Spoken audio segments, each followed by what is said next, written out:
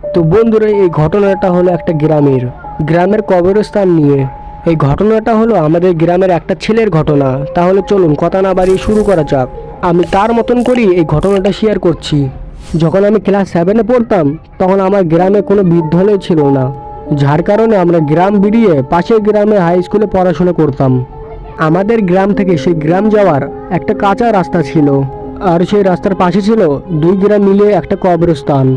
এই জন্য আমাদেরকে রোজ সেই কবরস্থান বেরিয়ে স্কুল যেতে হতো আর আসতে হতো।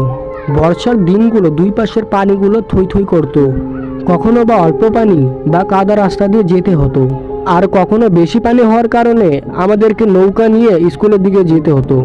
তো যে হোক, তখন বর্ষাকাল আসবে বলে এমন একটা সময় ছিল, অল্প পানি চলে এসে পড়েছে।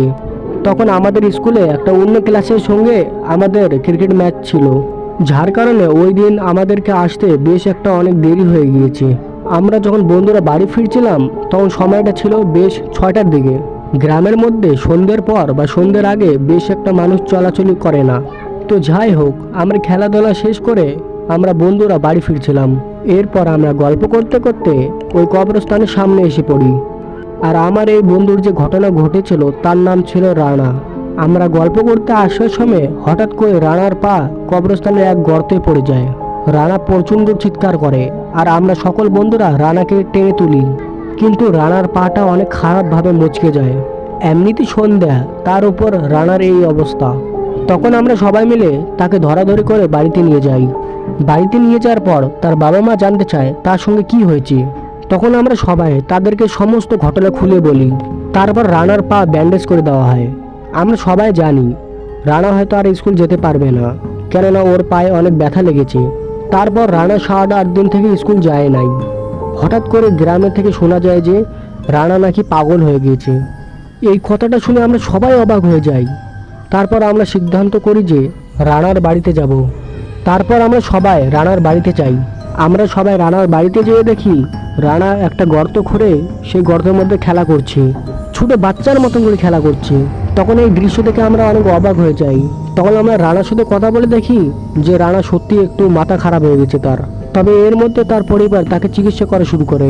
তারপর ওরা জানে যে রানা শুধু বলে সে নাকি মারা যাবে। কথাটা এরকম যে আমি মারা যাব, সেই কবরস্থানে পড়ে মারা যাব। তখন তার পরিবার এই বিষয়টা সিরিয়াসলি নেয়। রানার ওই জায়গাতে পা মচকেছিল, তখন থেকে এসব আবাল তবল বলছে।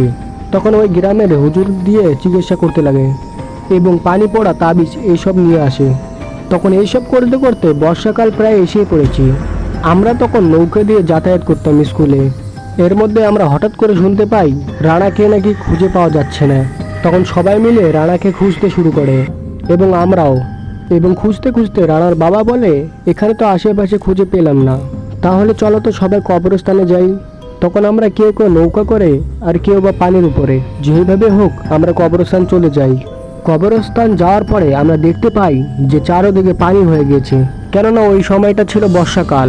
সেই গুরুস্থানে শুধু 2-1টা কবর উঁচু ছিল, আর এর মধ্যে দেখা যায় একটা নতুন গোর, একদমই নতুন, আজকে বা কালকে কবর দেওয়া হয়েছে এমন কোনো কবর।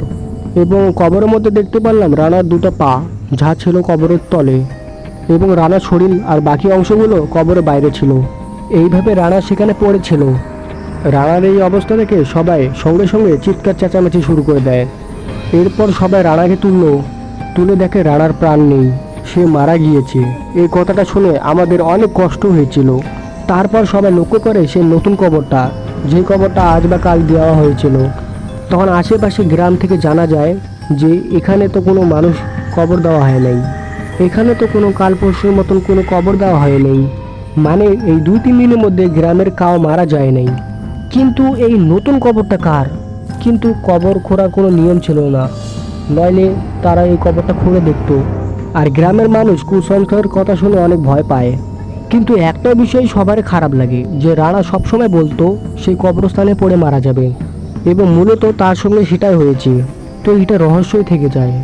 অনেক হুজুর কবরেজকে জানানো হয়, তারা বলে রানা যেখান থেকে আসা যাওয়া করতো সেখান থেকে কিছু একটা তার উপর ভর করেছে, ওই জিনিসটা রানাকে বাঁচতে দেয়নি। তো প্রিয় বন্ধুরা, এই ছিল ঘটনাটা আপনার কাছে কেমন লেগেছে কমেন্টে অবশ্যই বলতে পারেন। আর প্রিয় বন্ধুরা, আপনারা যদি জান্নাতের পার্ট 2 চান তাহলে অবশ্যই কমেন্ট করবেন।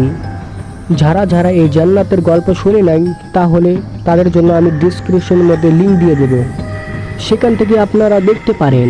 আর যারা যারা পার্ট 2 দেখতে চায় জান্নাতের পার্ট 2 কমেন্ট করুন।